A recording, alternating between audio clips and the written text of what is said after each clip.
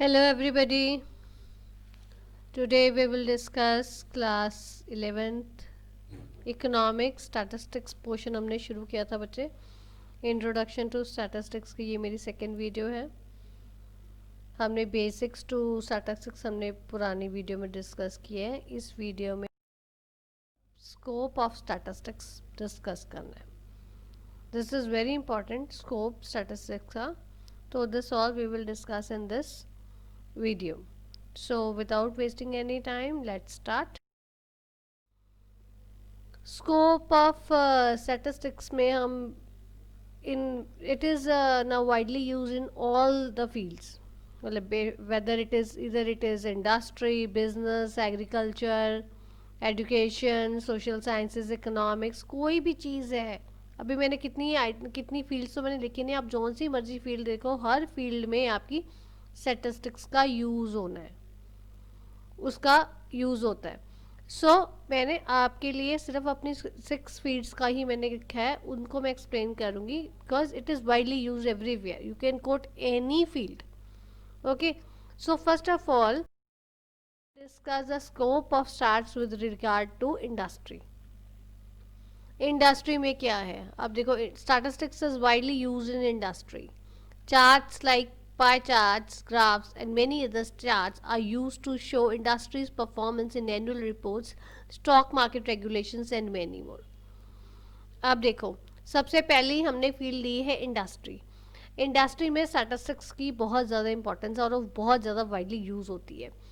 एक इंडस्ट्री कैसा काम कर रही है, वो उसकी प्रोग्रेस कैसी शो हो रही है, वो आपका मतलब वो अपसाइड जा रही है, पॉजिटिव ग्रोथ कर रही है, ये नेगेटिव ग्रोथ आ रही है, उसकी क्या है, अप्स एंड डाउन्स क्या कुछ है, वो सब के लिए हमारे को स्टैटिस्टिक्स की ज़रूरत पड़ती है. स्टैट्स सारे उसमें सर्वे करके, सारी अपनी रिपोर्ट्स बना के हमारे को कंपनी की एग्जैक्टली परफॉर्मेंस, इंडस्ट्री की परफॉर्मेंस शो करती है. आप देखो, इंडस्ट्रीज में एनुअल रिपोर्ट्स इंडस्ट्रीज की आती हैं, हर साल एनुअल रिपोर्ट्स वो देते हैं फाइनेंशियल स्टेटमेंट्स शो करने के लिए. उसके लिए वो स्टॉक मार्केट रेगुलेशंस देखने के लिए, उन चीज़ों की हमें कहाँ से पता चलती है?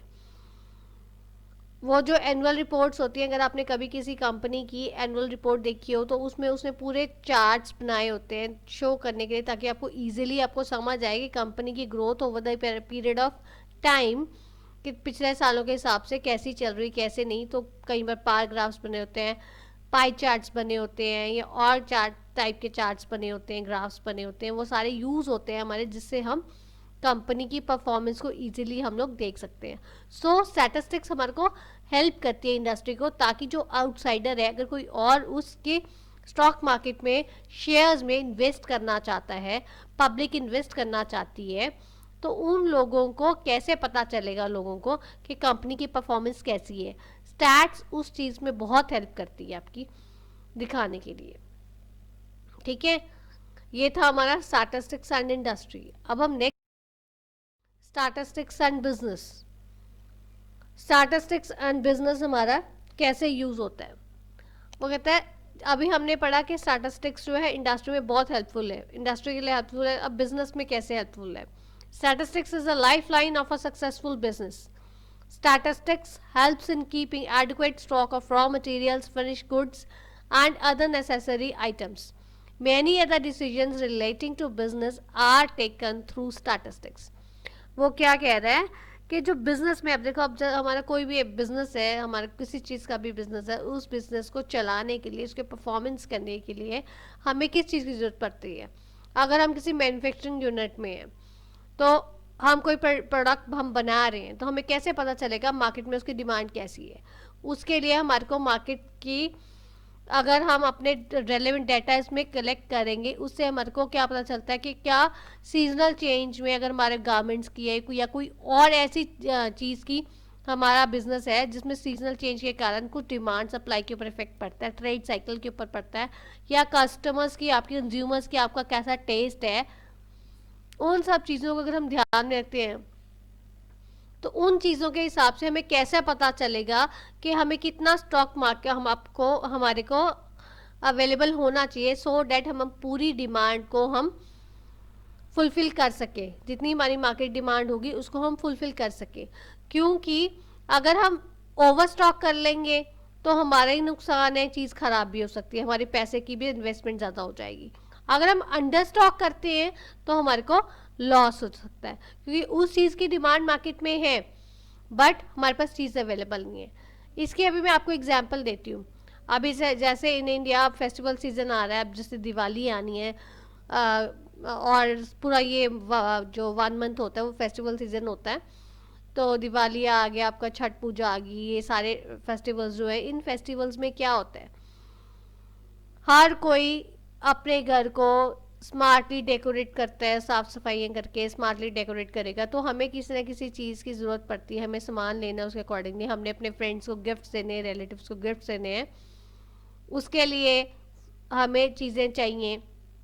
तो जो बिजनेसमैन है, जौन सी वो चीज़ का बिजनेस कर रहा है, अगर वो गारमेंट्स का है तो उस हिसाब से वो सर्वे करेगा कि, क्योंकि आपके जो फेस्टिवल्स में भी आपके गारमेंट्स की रिक्वायरमेंट ज़्यादा हो जाती है, या आपका वेडिंग सीज़न आ जाता है उसमें आपकी गारमेंट्स की ज़्यादा रिक्वायरमेंट हो जाती है। या अगर आप कहते हो कि आपका गारमेंट्स के अलावा आपका अगर क्रैकर्स का है, तो आपको पता है अब ये जो आपका सीज़न आ गया, दिवाली का सीज़न है, बच्चों ने क्रैकर्स चलाने हैं तो क्रैकर्स की रिक्वायरमेंट होगी।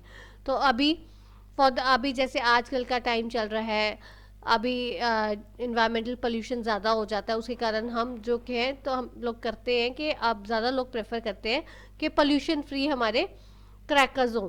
तो उस हिसाब से वो देखता है, जो कंपनीज हैं वो क्या करती हैं, वो अपने देखते हैं कि उनको इस किस प्रोडक्ट की कितनी डिमांड होगी, कस्टमर्स कैसे उन्होंने टारगेट करने हैं, तो उसके अकॉर्डिंगली वो अपने चीज़ें जो है वो बनाते हैं, प्रोडक्शन करते हैं और अपने पास रखते हैं स्टॉक तक, सो डैट जब कस्टमर्स को उसकी ज़रूरत हो, जब उसकी डिमांड हो, दे कैन फुलफिल। सो इस चीज़ में ये सारा हमारे को डेटा कहाँ से मिलता है, स्टैटिस्टिक्स हेल्प करती है। ठीक है। सो अभी मैंने आपको बताया स्टैटिस्टिक्स कैसे आपको इंडस्ट्री में हेल्प करती है और बिजनेस में हेल्प करती है। अब हम आगे आगे आगे हमारा एग्रीकल्चर। एग्रीकल्चर में भी इंडस्ट्री का बहुत बड़ा रोल है उसको काम करने के लिए। स्टैटिस्टिक्स में ये नहीं है कि एग्रीकल्चर सिर्फ जो हमारी सब्जी उगाली उस पर ही रुक जाते हैं, no. Statistics play an important role in agriculture. Many important decisions are taken with the use of statistical tools. In agricultural research, different statistical techniques for crop and field experiments are used to take important decisions. अब देखो agriculture में क्या होता है, सिर्फ आपने ये नहीं है कि किसानों ने सिर्फ सब्जी उगानी है और उन्होंने मार्केट में सेल करनी है, नो। उन्होंने बहुत चीज़ें देखनी है, उन्होंने भी ये देखेंगे ना, ऑब्वियसली जो फार्मर है उसको सिर्फ ये तो नहीं करेगा कि सब्जी उगाई और बेची मार्केट में, नो। वो ये करेगा कोशिश कि मेरी कम से कम इनपुट हो और मेरी ज़्यादा से ज़्यादा आउटपुट हो। तो उसके लिए एग्रीकल्चर के लिए जो हमें टेक्निक्स, नई टेक्निक्स क्रॉप कल्टीवेशन के लिए यूज़ करनी, या हमने फील्ड में अगर कोई एक्सपेरिमेंट करने हैं, उसके लिए क्या चाहिए होता है, आपको डेटा चाहिए। वो जो डिफरेंट डिसीजंस जो है, जो इंपॉर्टेंट डिसीजंस हमने लेने हैं, उसके लिए हमें डेटा चाहिए। वो डेटा हमें कहाँ से मिलता है, स्टैटिस्टिक्स से। ठीक है। इसके लिए हमारी प्रॉपर इंपॉर्टेंट मतलब अलग स्टैटिस्टिकल टूल्स है जो हम यूज़ करते हैं, डिफरेंट स्टैटिस्टिकल टूल्स।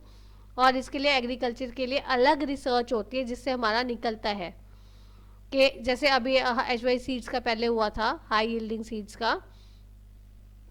तो ये जो रिसर्च होती है प्रॉपर कि हम इतनी इन्वेस्टमेंट करेंगे, अगर हम ऐसी चीज़ लगाएंगे तो हमारे को ऐसा अच्छा रिजल्ट आएगा। अगर हम ऐसी एग्रीकल्चर प्रोडक्शन की ऐसी हम टेक्निक यूज़ करें, जैसे पहले मल्टीपल क्रॉपिंग करनी है आपने, या आपने सिंगल क्रॉपिंग करनी है, कैसे करनी है, वो उसके लिए आपकी जो डिफरेंट रिसर्च होती है उसके लिए हमारी स्टैट्स का यूज़ होता है। Stats plays an important role in that. Statistics and education.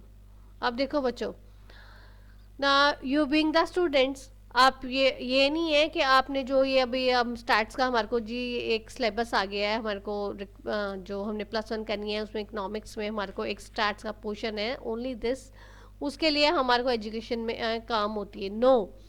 Education के जो इम्पॉर्टेंट डिसीजंस हैं जो आपकी ये एजुकेशन मिनिस्टर ने लेने हैं, जितने हमारे डिसीजंस लेते हैं। अब देखो, एक कंट्री में, अगर आप ओवरऑल कंट्री में देखो, हमारी कितनी पॉपुलेशन है, उसमें से कितने हमारे लोग एजुकेटेड हैं और कितने हमारे अनएजुकेटेड हैं, बच्चे हमारे कितने स्कूल जा रहे हैं और कितने नहीं स्कूल जा सकते हैं, नहीं जा पा रहे हैं, या हमारी जो फीमेल्स हैं, फीमेल की एजुकेशन जो है प्रॉपर हो रही है या वो लोग नहीं भेज रहे हैं।